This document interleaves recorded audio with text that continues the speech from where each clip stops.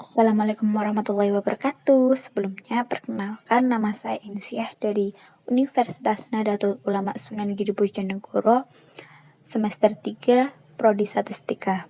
Dalam video ini, saya akan memaparkan analisis eksplorasi dan visualisasi tentang lulusan di atas SLTP terhadap Indeks Pembangunan Manusia di Provinsi Jawa Timur. Sebelum kita melakukan analisis, kita pahami dulu arti dari eksplorasi dan visualisasi. Eksplorasi adalah langkah untuk memahami data sebelum dilakukan praproses pemahaman terhadap data yang akan dimining. Sedangkan visualisasi data adalah representasi visualisasi data. Visualisasi data, alat yang ampuh untuk menjelajahi kumpulan data yang besar dan kompleks. Visualisasi ini bertujuan untuk memahami pola, tren hubungan, dan outlier yang tersembunyi di dalam data yang besar dan kompleks.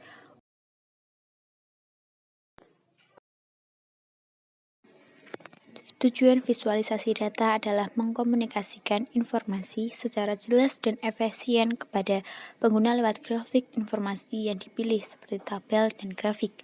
Visualisasi yang efektif membantu pengguna dalam menganalisis dan penalaran tentang data dan bukti yang memberikan informasi secara jelas dan akurat kepada pengguna untuk menerima informasi yang tepat dalam pengambilan keputusan selanjutnya. Ini merupakan data yang akan kita analisis dengan keterangan sebagai berikut. Y merupakan indeks pembangunan manusia, X1 persentase penduduk lulusan di atas SLTP, X3 pendapatan per kapita, X4 rasio ketergantungan penduduk, X5 kontribusi, dan X6 merupakan persentase penduduk miskin. Untuk selanjutnya kita rumuskan masalah, yaitu bagaimana pengaruh lulusan di atas SLTP pada setiap kabupaten di wilayah Jawa Timur dan persentase penduduk miskin. Tujuan penelitian ini untuk mengetahui berpengaruh atau tidaknya lulusan di atas SLTP di wilayah Kabupaten Jawa Timur dan pada persentase penduduk miskin. Hipotesisnya diduga adanya hubungan antara lulusan di atas SLTP pada setiap kabupaten Jawa Timur dan persentase penduduk miskin di wilayah kota atau kabupaten berpengaruh terhadap indeks pembangunan manusia. Untuk selanjutnya, dalam metode penelitian ini menggunakan metode jenis data yang digunakan. Data cross-section merupakan data yang dikumpulkan pada suatu titik kurun waktu tertentu.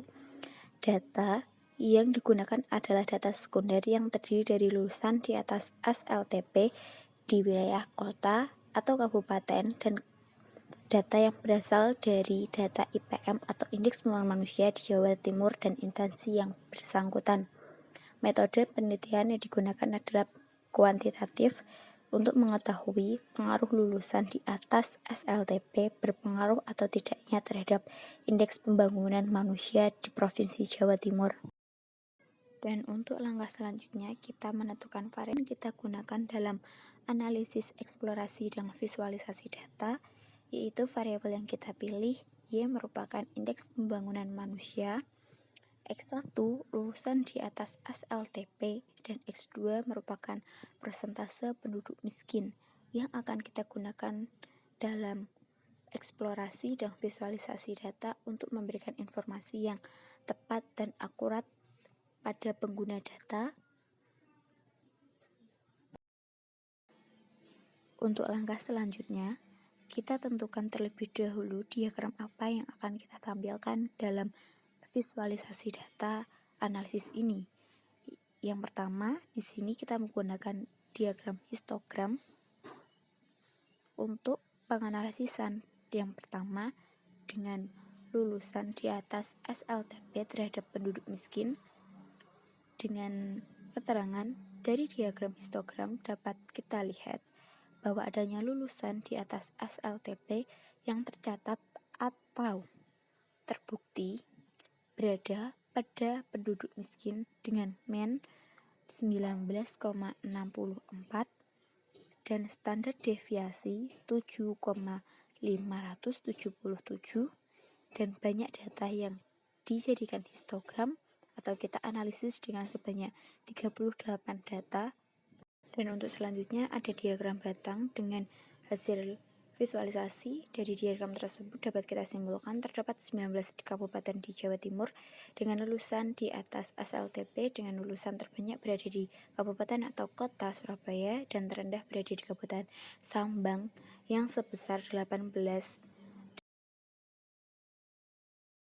Untuk selanjutnya ada scatter plot yang menghasilkan hubungan negatif yang menunjukkan bahwa adanya hubungan negatif yang berarti jika salah satu naik maka yang lainnya turun dan sebaliknya yang akan terjadi pada lulusan di atas SLTP terhadap penduduk miskin. Jika lulusan di atas SLTP naik maka penduduk miskin mengalami penurunan dan begitu juga sebaliknya. Untuk selanjutnya ada diagram garis lulusan di atas SLTP terhadap penduduk miskin.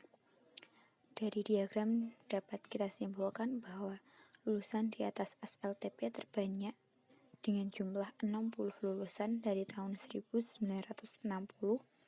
hingga tahun 1970 yang terpaut 10 tahun data yang terkumpul dari Indeks Pembangunan Manusia yang menekan penduduk miskin untuk tetap melanjutkan pendidikan di atas lulusan SLTP untuk mempengaruhi indeks pembangunan manusia di Provinsi Jawa Timur. Dan selanjutnya terdapat diagram pi atau diagram lingkaran yang dapat kita interpretasikan dengan penduduk Jawa Timur dengan lulusan di atas SLTP. Dari diagram tersebut dapat kita lihat atau dapat kita simpulkan bahwa jumlah terbanyak ialah 4,15% yang berada di kabupaten atau kota Blitar dan yang terkecil yaitu dengan nilai 1,43% yang terdapat pada kota atau kabupaten Probolinggo di Provinsi Jawa Timur. Untuk selanjutnya dapat kita interpretasikan hasil dari regresi linear dengan koefisien 67,875 yang berarti adanya lulusan di atas SLTP penduduk miskin dengan indeks pembangunan manusia 67,875 dengan variabel X1 lulusan di atas SLTP dan variabel 2 penduduk miskin. Selanjutnya ada tabel ANOVA dengan hasil p-value nolnya ditolak maka variabel persentase kelulusan di atas SLTP dan persentase penduduk miskin berpengaruh terhadap indeks pembangunan manusia di Provinsi Jawa Timur pada tahun 1960 hingga 1970. Dari hasil eksplorasi dan visualisasi data dan interpretasi regresi serta ANOVA dapat kita simpulkan dari hasil penelitian mengenai pengaruh kelulusan di atas SLTP dan persentase penduduk miskin terhadap indeks pembangunan manusia di Jawa Timur, yaitu kelulusan di atas SLTP dan persentase penduduk miskin berpengaruh dan signifikan terhadap indeks pembangunan manusia di Jawa Timur pada tahun 1960 hingga 1970. Dan dengan hasil regresi linear dengan koefisien 67,875 yang berarti berpengaruh dan hasil dari scatter plot dengan hasil negatif yang berpengaruh antara satu dengan yang lainnya serta tabel ANOVA dengan hasil yang signifikan yang dapat kita ambil dalam pengambilan keputusan selanjutnya. Sekian presentasi dari saya, mohon maaf apabila ada salah kata. Saya akhiri, wassalamualaikum warahmatullahi wabarakatuh.